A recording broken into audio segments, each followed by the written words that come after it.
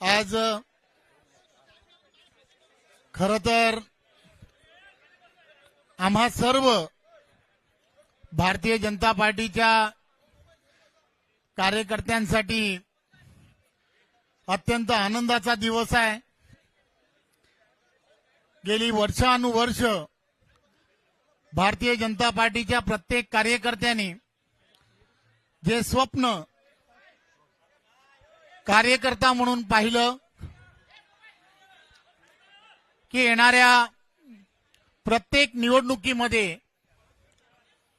यशाच्या दिशेने पार्टी नेण्याच्या दृष्टिकोनातून जे जे प्रयत्न करायला हवेत, गेली वर्षानुवर्ष भारतीय जनता पार्टीचा छोटा छोटा कार्यकर्ता आणि पदाधिकारी हा बूथ लेवलवरती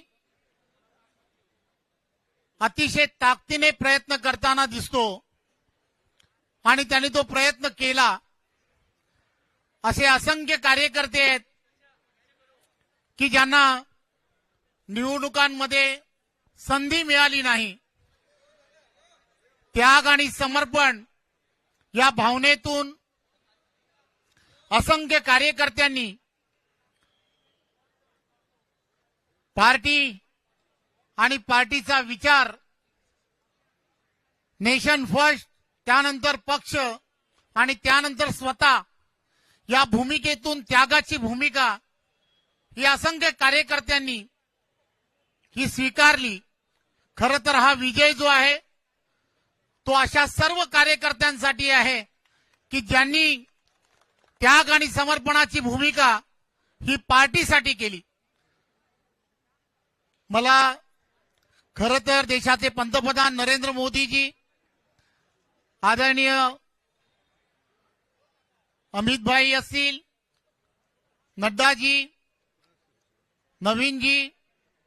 आणि केंद्रातील असणारे सर्व नेतेगण आणि आमचे सर्वांचे नेते आदरणीय देवेंद्रजी, की ज्यांनी गेली काही वर्षानुवर्ष महाराष्ट्राला एक दिशा देण्याचं काम, नेहमीच डेव्हलपमेंट म्हणून दिशा देण्याचं काम केलं आणि संपूर्ण निवडणूक ही डेव्हलपमेंटच्या दिशेने नेण्याचं आम्हाला सर्वांना त्यांनी एक विजन दिलं होतं। आम्ही सर्व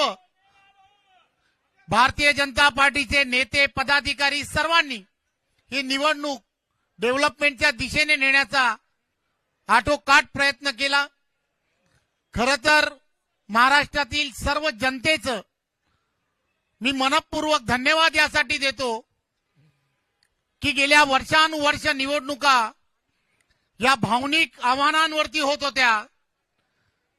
आणि भावनिक आव्हानांवरती बरेच मतदार हे त्या दिशेने जायचे,